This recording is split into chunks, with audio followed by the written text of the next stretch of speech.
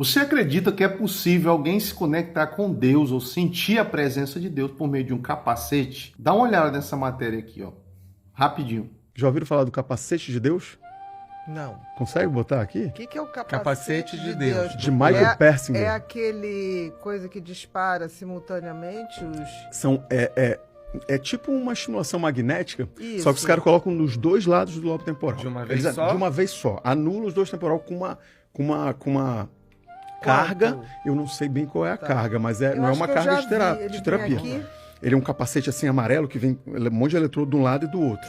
Tá, assim, mas aí focado no lobo temporal? Temporal, ele vai em cima. Olha, esse aí. Esse aí? Esse aí. Tá. É o capacete de Deus. O nome desse cidadão aí é Michael Persinger. Ele é de uma universidade canadense, né? Ele é canadense. É um capacete comum, né? Exatamente. Só que ele adaptou. Ele tentou, ó, você pode ver que ele tentou em lobo frontal, né? Aqui dorso lateral.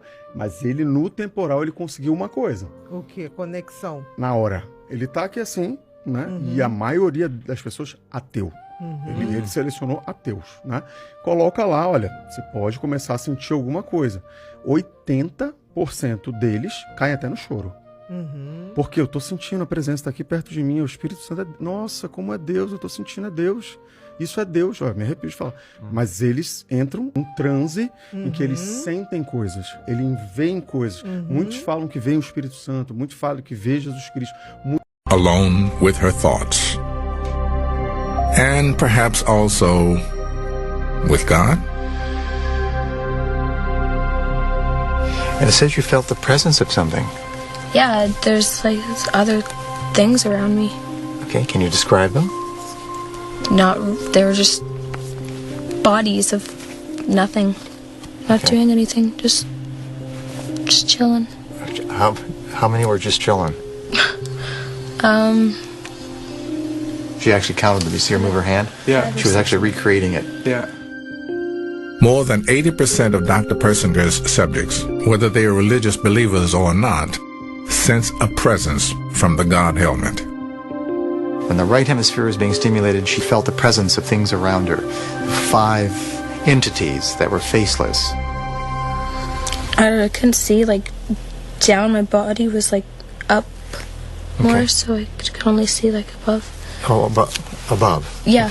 Okay. She had these marked, intense feelings of visual sensations in always the upper visual field. Did you notice that? That's typical of the temporal lobe being activated. I see you checked here that the experiences did not come from my own mind. Can you describe that? I was, like, watching myself. So it wasn't me feeling like I was watching myself lying on the road. I feel like my head was attached to me. You felt like what? My head wasn't attached. Okay, so you felt like your head was detached and somewhere else. Yeah. Okay. Now, it says you saw vivid images this time. Yeah, there's, like, heat coming up, like fire. Okay. Coming up around. Which one did you like the best, the first or the second? First one. You like the first one? Okay. The one. I want to float again. That was cool.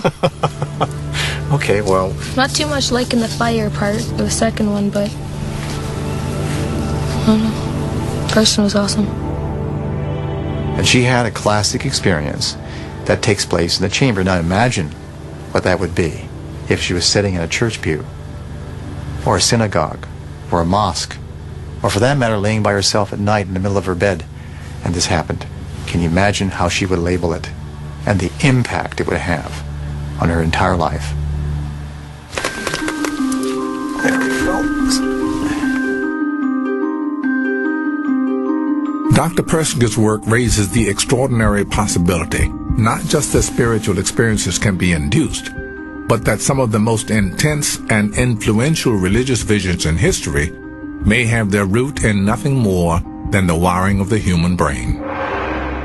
Abraham, Moses, Native American shamans.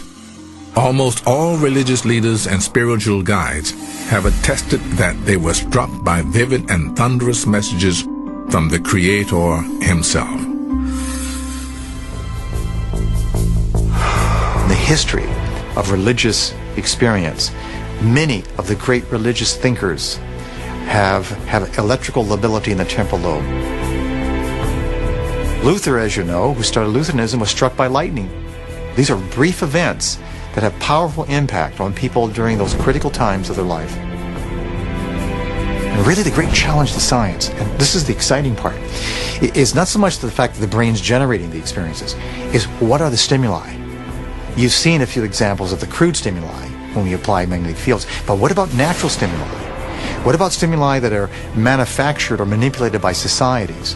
What about intrinsic chemical changes? And what about all those stimuli we don't know yet that can produce the most powerful experience in the history of humankind, the God experience?